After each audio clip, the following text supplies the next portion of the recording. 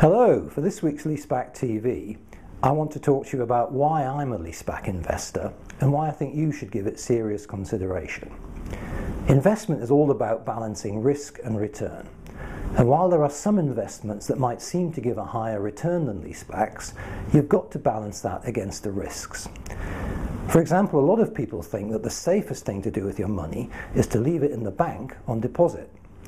But with interest rates below 1% and inflation at 5%, that means your cash is losing 4% of its value every year.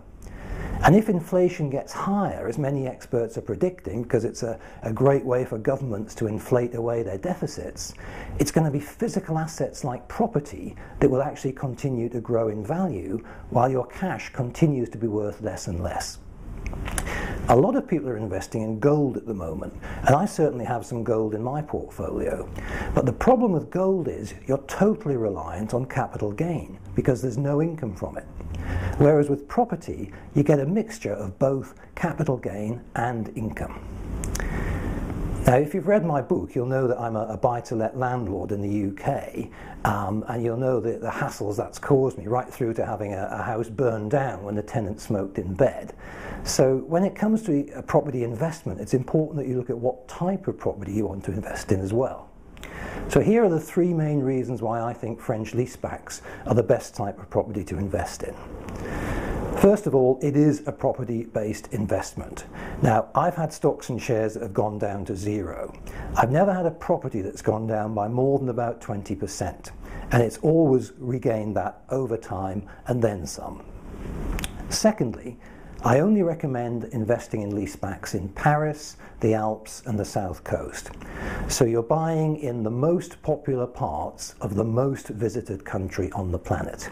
So even if the leaseback scheme fell apart completely in the future, I will end up owning property in the most popular parts of the most visited country on the planet. And thirdly, unlike a UK buy-to-let, leasebacks offer you a hands-free ownership experience.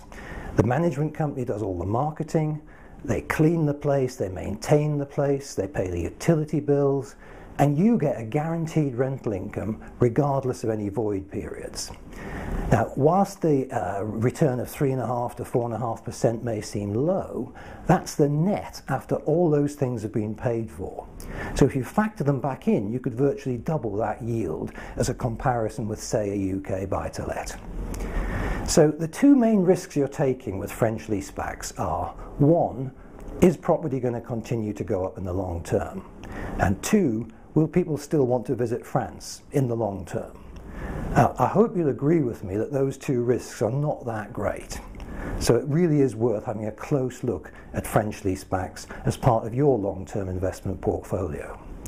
So if you want to find out more, just mouse across to leaseback.co.uk to have a look at our current portfolio, or you can call us on 020-8940-7000 or email info@leaseback.co.uk. I'll see you next time.